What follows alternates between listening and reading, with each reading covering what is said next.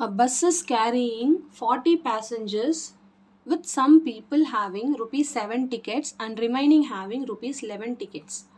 அதாவது ஒரு பஸ்ஸில் வந்து 40 பேசஞ்சர்ஸ் வந்து ட்ராவல் பண்ணுறாங்க, 40 பேர் ட்ராவல் பண்ணுறாங்க. அதில் 7 ரூபி டிக்கெட் சில பேர் எடுக்கிறாங்க, 11 ருபீஸ் டிக்கெட் சில பேர் எடுக்கிறாங்க. ஸோ டோட்டல் வந்து நம்பர் ஆஃப் பர்சன்ஸ் வந்து 40 பேர் இருக்காங்க. 40 பேர் இருக்காங்க. அதில் 7 ரூபி டிக்கெட் எடுக்கிறாங்க, 11 ரூபி டிக்கெட் எடுக்கிறாங்க, சில பேர் எடுக்கிறாங்க. சரிங்களா? If the total money received from these passengers is 6,332.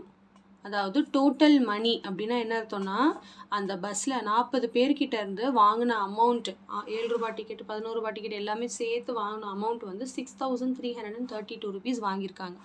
Find the number of passengers with 11 rupee ticket. அதாவது எத்தனை பேர் 11 ரூபி டிக்கெட் வச்சுருக்காங்கன்னு கேட்குறாங்க. சரிங்களா? சரி, இப்போ நம்ம போன சம் போட்டோம் இல்லையா, அதே கான்செப்ட் தான் இதுவும். ஸோ இந்த அதே மாதிரி போட்டு பாருங்கள், கண்டிப்பாக உங்களுக்கு ஆன்சர் வரும். ஓகே, ஸோ கவனிங்க. இப்போ என்ன பண்ண போகிறோன்னா, இப்போ 7 ரூபி டிக்கெட்டு நம்ம எக்ஸ்ன்னு எடுத்துக்க போகிறோம். எதை வேணாலும் எக்ஸ்ன்னு எடுத்துக்கலாம். நீங்கள் 11 ரூபி டிக்கெட்டை கூட எக்ஸ்ன்னு எடுத்துக்கலாம், ஒன்றும் தப்பு கிடையாது. ஓகேங்களா? இப்போ நான் போன சம்மில் ஃபஸ்ட்டு தான் எக்ஸ் எடுத்தேன், அதே மாதிரி எடுத்து காட்டுறேன். ஏன்னா இந்த சம்மில் வந்து போன சம்மை விட கொஞ்சம் ஃபைனல் ஆன்சரில் கொஞ்சம் டிஃப்ரெண்ட் ஆகும். என்னென்னு அதை சொல்கிறேன். சரிங்களா? ஸோ இப்போ ஃபைனலாக கவனிங்க என்னென்னு சொல்கிறேன் அதை. ஸோ 7 ரூபி டிக்கெட்டை வந்து எக்ஸ்ன்னு நான் எடுத்துக்கிறேன். 11 ரூபி டிக்கெட் இப்போ எத்தனை பேர் எடுத்திருப்பாங்க? போன வாட்டி எடுத்த மாதிரியே தான். அதாவது மொத்தம் 40 பேர் இருக்காங்க. 7 ரூபா டிக்கெட் எக்ஸ் மெம்பர்ஸ் எடுத்திருக்காங்க. போன சம் பார்த்த மட்டும்தான் இந்த சம் புரியும். ஓகே, 40 பேரில் எக்ஸ் மெம்பர்ஸ் வந்து 7 ரூபா டிக்கெட் எடுத்திருக்காங்க. அப்போ மீதி எத்தனை பேர் இருப்பாங்க? 11 ரூபா டிக்கெட்டு. டோட்டலில் இருந்து 7 ரூபா டிக்கெட் எடுத்தவங்க மைனஸ் பண்ணிடணும். அப்போ 40 மைனஸ் எக்ஸ் தான் என்னது? 11 ரூபி டிக்கெட் எடுத்தவங்க. இப்போ டோட்டல் மணி எப்படி நம்ம கால்குலேட் பண்ணுவோம்? 7 into x plus 11 into 40 minus x, அதே கான்செப்ட் தான், ஈக்குவல் டு 6,332.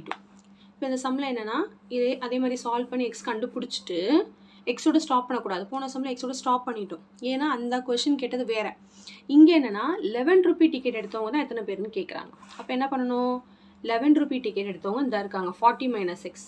இப்போ கண்டுபிடிச்ச எக்ஸ்லேருந்து 40லேருந்து அந்த கண்டுபிடிச்ச எக்ஸை மைனஸ் பண்ணால் மட்டும்தான் 11 ரூபி டிக்கெட் எடுத்தவங்க எத்தனை பேரும் தெரியும். சரிங்களா? ஸோ ஃபைனலாக அதை பண்ண மறந்துடக்கூடாது. டிபெண்ட்ஸ் ஆன் த கொஷின் மாறும். ஓகே, ஸோ இப்போ 7x, 7 into x 7x.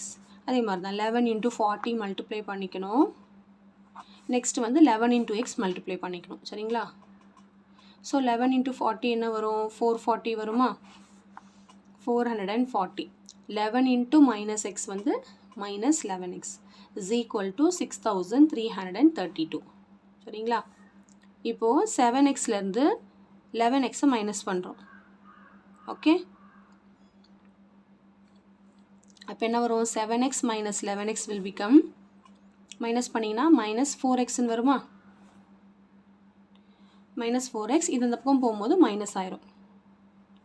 Okay, 6,332 minus 440. இப்போ இந்த இடத்தையும் மைனஸ் பண்ணிவிடுங்க. 6,330லேருந்து 440 மைனஸ் பண்ணிடலாம். 2 minus 0 2, இங்கே வந்து 13 ஆயிரும், இங்கே வந்து 2 ஆயிரும். அப்போ இங்கே 12, இங்கே 5. 13 minus 4 9, 12 minus 4 8 5. So 4x is equal to 5,892. இப்போ x is equal to divide பண்ண போகிறோம். இந்த 4 இந்த பக்கம் வந்தால் டிவைட் ஆகிடும். ஸோ 5,892 4ஆல் டிவைட் பண்ண போகிறோம். 4 1s are 4, பேலன்ஸ் 1 18 ஆயிரும். 4 4s are 16, பேலன்ஸ் 2, நெக்ஸ்ட்டு 9 இறக்குறோம். 7 4s are 28, பேலன்ஸ் 1, நெக்ஸ்ட்டு 2 இறக்குறோம். So 4 3s are 12, remainder 0. Okay, so என்ன வருது? 1473 வருதா? இப்போ இந்த ப்ராப்ளத்தில் என்னென்னா, கொஷனில் வந்து தப்பு, இங்கே 332 தான் வரணும். அவங்க வந்து 6,332 கொடுத்துருக்காங்க, அது ராங்கு. ஸோ அதனால் பார்த்தேன், இவ்வளோ வராது இல்லையா? பேசஞ்சர்ஸ் இருக்கிறதே 40 பேர் தான், 40 பேருக்கு மேலே வராது இல்லையா? ஸோ அதனால் நம்ம என்ன பண்ணிக்கிறோன்னா, இது வந்து 332. சரிங்களா?